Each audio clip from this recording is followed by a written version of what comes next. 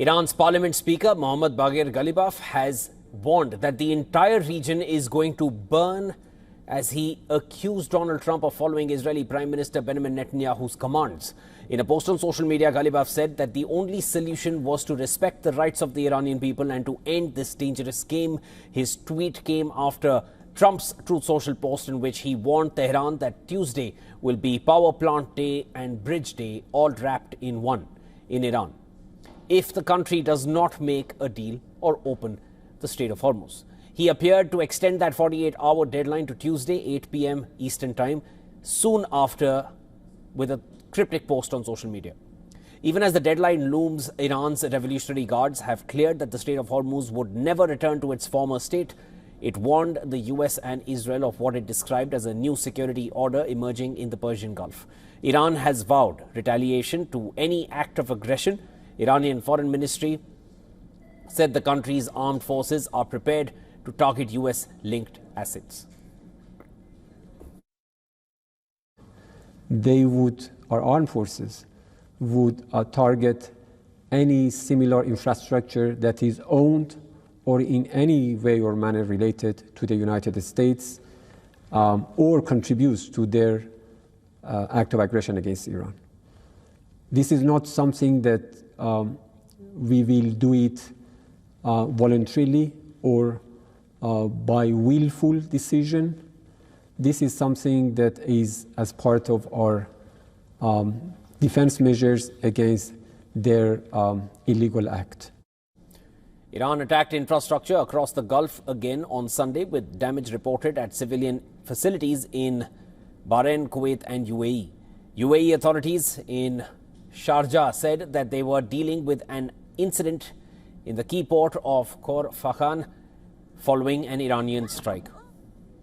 UAE presidential advisor Anwar Gargash warned Iran that targeting its Arab neighbors will actually concretize the American role, adding the UAE was ready to join any American-led international effort to secure the navigation in the Strait of Hormuz.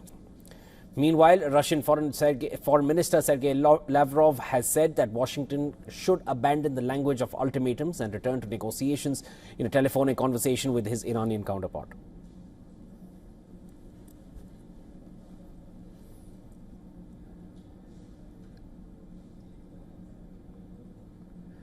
All right, to discuss this further, we're now being joined by journalist Lynn O'Donnell, joining me from Sydney. Lynn, always a pleasure. Do you feel it's time for the US to rework its language while approaching Iran? Because clearly this language is not working, especially and more so when those deadlines are not adhered to by Trump himself. So it's only seeming like empty threats, and the language of threats itself is seeming to be useless at this point, at least with an adversary like Iran. Yeah, hi, Shivan. Thank you for having me on. I think you're absolutely right. This rhetoric that comes from Donald Trump and others in his administration are only serving, because of their repetition, to convince Iran that there's no seriousness in the threats that are coming out of the US administration, out of the White House. So we've had it over and over again.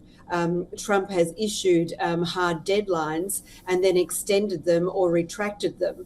He's said that he's talking to Iran, the Iranians are denying it. And now again, we have a hard deadline of 8 o'clock on Tuesday evening amid the threats that we don't know yet are rhetoric to destroy the infrastructure, civilian infrastructure, I might add, of Iran, which experts are saying probably breaches international law. So I think you're right. Iran is obviously in taking a posture of defense and escalation, while Trump is issuing deadlines that he doesn't follow. The danger is that that he does follow off on the next deadline, and we have a serious military escalation in which the United States and Israel are targeting civilian infrastructure, which means electricity generation, hospitals, water desalination, and then it becomes a very serious assault on the Iranian state, not just the regime, as they've said constantly, and the military. Lynn, and as you had mentioned, let me quickly just substantiate for our viewers. The first threat from Donald Trump was on March 21st. He gave a 48-hour deadline to Iran. Then on March 23rd, postponed that deadline by 5 days. March 26th, postponed for 10 days. That was set to expire around April 4th and 5th. Around April 6th. That was April 4th. He said you have 48 hours left. April 5th, it was postponed to 8 p.m. on April 7th. So that's why we are saying that these threats are not really having much weight, because they're only posts on social media at this point. So coming back to these posts and these threats, rather, they're all aimed at the opening of the Strait of Hormuz. Even when we talk about the Hormuz Strait, Lynn, just a few days ago, Donald Trump, sitting in the Oval Office, said that we can exit this war. We've already won. We don't need to open the Strait of Hormuz. Whoever needs oil, go and fetch it. The White House said it's not our core objective. And now again, we're hearing a deadline to open up the Strait of Hormuz. And let's not even delve deeper into the exact wordings of that post, which was extremely abusive and unbecoming of a leader in power, let alone the US. So at this point, why are they going after the Strait of Hormuz again when it's not their objective? Well, Iran has proven that it can bring the global economy to its knees because it is in control of what moves through the Strait of Hormuz. And we're talking about fuel, the lifeblood of the economy of every country on the planet. You know, I'm sitting in Australia, where 90% of the fuel needs of the entire country are imported from refineries in Asia that get their supplies through the Strait of Hormuz. What I don't understand, Shivan, is why it is that the American military itself is not blocking the Iranian flow of oil out of the Strait of Hormuz. The Americans could very easily squeeze the Iranian regime and its proxies by closing the Strait of Hormuz themselves. What the White House is doing is signaling to Iran that its own actions are hurting. They're hurting not only the United States, but the world. And we've seen Donald Trump's own popularity figures now in the 30%, you know, well below 40%. This is really starting to hurt not only the American consumer and global consumers, but Donald Trump himself. Lynn, interesting you mentioned, and let me come to you regarding your part of the world in Australia. And from my own contacts in Melbourne and Adelaide, I understand that there is a major fuel problem there. People are being encouraged to take... please go ahead. Over to you. If you can tell us what the situation is. Sorry for interrupting, but yes, you're absolutely right, Shivan. Before the Easter holiday began, which was last Friday, the Prime Minister, Anthony Albanese, went on live television to tell people to don't panic, but do whatever you can not to use petrol. Diesel fuel is the lifeblood of this country. There are vast, vast distances to be covered. Rail doesn't cover the distances that are needed to ship goods and supplies and machinery from one end of the country to the other, one side of the country to the other. It's diesel. And there are hundreds of fuel stations all over the country that have already run dry. And a couple of states, New South Wales and Victoria, have already made public transport free for the month of April to encourage people not to use their cars. Everybody in this country, well, nearly everybody in this country has a car. It's the way people get around. I have been here in Australia now for nearly 6 weeks. I got here just as the war was starting, and in that time, petrol prices at the fuel pump have gone up more than 30%. People are really hurting here already. Easter holiday, huge time for travelling. People have postponed or cancelled trips. And then you have a sector called the grey nomads, which are people in their 60s and 70s who get in caravans and camper vans and drive around the country. Now, what they do is go through rural communities that depend on them. They depend on their cash. You stop for a cup of tea and a cake and a meal at a local pub, and you are contributing to the very existence of rural communities in country Australia. This sector is worth $10 billion a year. And already people are recalibrating their plans, because with one couple I know, they said, we're not going to be travelling because we've calculated that petrol we thought when we planned the trip was going to cost us $5,000 is now going to cost us $13,000, and we just can't afford it. So ordinary people at the very basic level of society in Australia, which you would think by its distance was protected somewhat from this fallout, is really being impacted by this war. Australia, a little while, this is perhaps over 10 days ago, or maybe 2 weeks, somewhere on the timeline, there was a statement which came out from Australia and a similar statement that came out from Japan that we will not like to get involved in the Strait of Hormuz. Similar statements came in from other allies of the US across the West, NATO nations. There have been some nasty posts from Trump regarding NATO and their Western allies. That personal jab towards Macron hitting right back, asking Trump, don't speak every day. At this point, and of course the Gulf nations which are looking to tie up with Ukraine to get better air defenses, it clearly shows what trust they have in the American air defense systems in securing their airspaces. But at this point, Lynn, do you feel that image of US as a global power has been badly dented, or perhaps even tarnished with 1 month of a war with Iran? Yes, I think it's a really good question, Shivan. We saw at the beginning, in the early stages of this war, a lot of questions about its legality. It was almost unilateral. Nobody was consulted, NATO wasn't consulted, and then everybody was asked to help. And we're talking about countries, like you say, President Macron of France, NATO leaders, the British Prime Minister Keir Starmer, being personally attacked by Donald Trump for their reluctance to get involved in a war that seemed to have no clear objectives. But I don't think what we're seeing is the end of American dominance, but we're certainly seeing an end of uncontested American dominance, a dissipation, if you like, and people countries, leaders not feeling obliged to go along with what the American leadership says. But we cannot doubt that America is overwhelmingly powerful militarily and financially. It's hugely wealthy, and it can afford to do what it's doing for the time being. But militarily,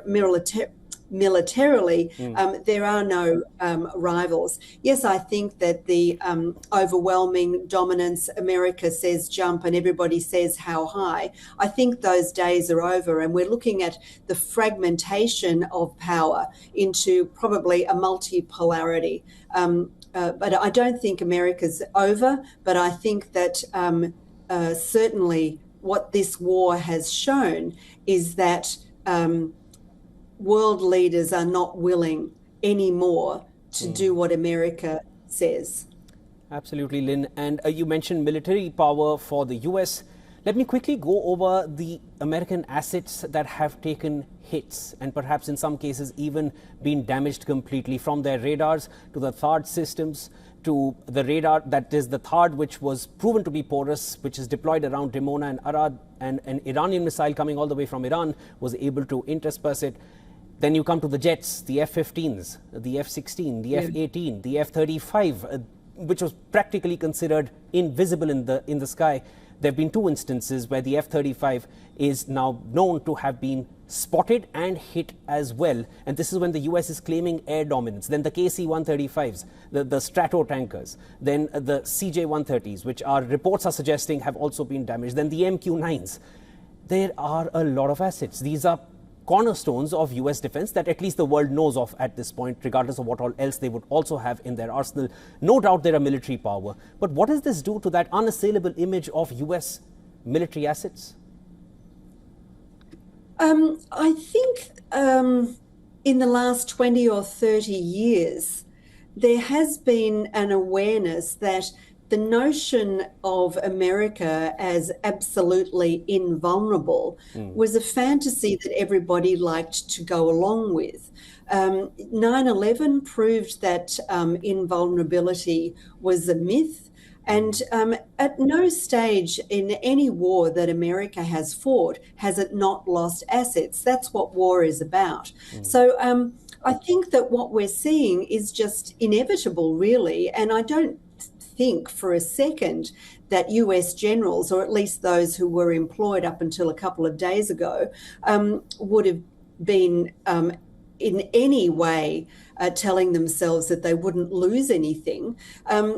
Wars are fought by armies that have intrinsic understanding that they will lose assets and men. That's what military. That's what it means to fight a war. So yeah, okay, they will go back to the drawing board and have a look at, what they've lost and what they can improve. But like I said before, America has the ability to do that.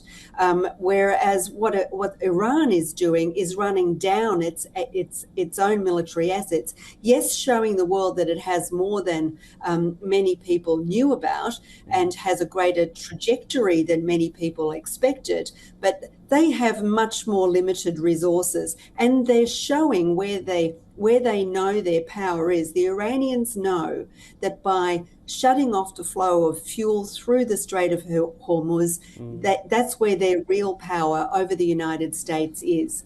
The United States is a military power with bombs and planes and, all of that sort of stuff. But the Iranians have a strategic chokehold, not chokehold, but they've got a strategic grip on the global economy, and that's where their strength is. Lynn, let me just quickly draw a comparison. The longer this war is going on, the more you find kinks or cracks or fractures emerging in US foreign policy and its military strength. But as you correctly pointed out, military losses are part of war. It's not something new that's happening. US has sustained these attacks and these damages in the past as well. It's happening again. But the longer this war goes on, if you just compare it to the way Iran has emerged, the way they're continuing the fight, there is no doubt that they have been largely hit across the country. But they still continue to fight. And the Strait of Hormuz still remains blocked. Do you feel the longer this war goes on, the more Iran realizes what kind of impact it has across the world and also within the Gulf as it emerges as the strongest? I don't think the Iranian regime were in any doubt about that. They're eking this out very carefully and damagingly for their neighbours, for the neighbourhood, the region and the rest of the world. We also know that the structure of the Iranian regime has been dissipated. It's not centralised, it's dissipated, and this was also part of the strategy of survival. This is regime survival that we are looking at. And by eking out the pain, the Iranians are showing just how strong they are, maybe psychologically, but also strategically. And I think they're showing up the weakness in the White House as well. I mean, what we've been hearing and reading over the last couple of weeks is that no one in the White House at the very top of the decision-making process was paying any attention to the experts who know Iran, who understand the regime and the existential rat in the corner fight that they have been preparing for. The weakness has been in the preparedness of the White House. I doubt in the preparedness of the US military, but they are beholden to their White House bosses. Yeah, there is a strategic and tactical imbalance here. And it's very easy to say that Iran is winning, but we don't know what they've got up their sleeve. And we don't know how Trump will react, this unpredictability that we've seen in the next 24 hours. We've got until, what, 30 hours until his deadline arrives. What will he do? We don't know. All right, Lynn, thanks so much for joining me here on the broadcast. It's always our endeavor to give talking points to all our viewers so that they get more perspective and they're able to analyze situations for themselves as well. And it's always a pleasure speaking with you as we're able to achieve that target every time. Thanks. That was Lynn O'Donnell joining us from Australia. Thanks, Shivan.